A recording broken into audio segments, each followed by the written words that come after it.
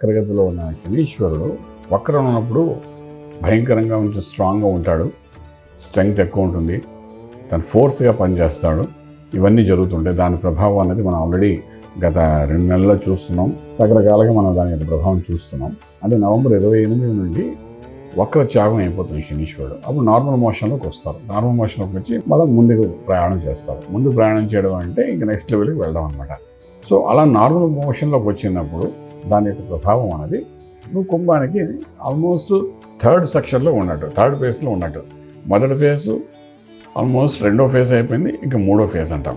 3వ ఫేజ్ అంటే 3వ ఫేజ్కి వెళ్ళి మళ్ళీ వెనక్కి తిరిగి తనుభావాన్ని చూస్తున్నాడు. ఇది వచ్చాడు కాబట్టి ఇప్పుడు మళ్ళీ ఏంటంటే బ్యాక్ అవుతున్నాడు కాబట్టి 28 నవంబర్ నుండి డెఫినెట్గా ఏంటంటే నెత్తిమీ శనీశ్వరుడు ఉంటే ఎంత మానసిక ఒత్తిడి ఉంటుందో అటువంటి ఒత్తిడి నుండి రిలీఫ్ అయ్యే అవకాశం కుంభరాశి వరకు ఉంది. అంటే కొంతవరకు ఇప్పుడు టైట్గా ఉన్న ఇష్యూస్ అన్నీ ఏది ముట్టుకుంటే అందులో ఏదో ఒక ఇబ్బంది పడ్డాము, ఆ పని త్వరగా అవ్వకపోవడము, ఆ పనిలో అయ్యేంత వరకు అవుతుందో లేదో ఒక కన్ఫ్యూజన్ స్టేజ్లో పెట్టడము, అది ఆలోచన విధానాన్ని అనుకోండి, నిర్ణయం తీసుకున్న దాంట్లో అనుకోండి, లేదా తన నిర్ణయం వల్ల ఒక ఫ్యామిలీ యొక్క రెస్పాన్సిబిలిటీ అంతా తన నిర్ణయం మీద ఆధారపడి ఉంటే ఆ ఫ్యామిలీ యొక్క పద్ధతుల మీద అనుకోండి, లేదంటే తన ఒక వ్యాపారస్తుడు అయితే తన యొక్క నిర్ణయం వల్ల వ్యాపారం అంతా మారుతుంది అనుకుంటే తీసుకుంటున్న ఆ నిర్ణయం వల్ల వ్యాపారంలో చెడు జరగడం కంటే ఇవన్నిటి నుండి కూడా అధిగమించి ఈ శనీశ్వరుడు ఎప్పుడైతే మామూలు మోషన్లోకి వస్తాడో చక్కటి ఫలితం ఇవ్వడానికి అవకాశం ఉంది.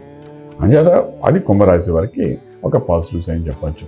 కుంభం వారు ఏంటంటే కుటుంబంగా ఒక సమస్య నుండి బయటపడడానికి అవకాశం ఉంటుంది కాబట్టి వాళ్ళు చేయవలసిన పని అంటే విశేషంగా రుద్రాభిషేకం చేయించుకోండి.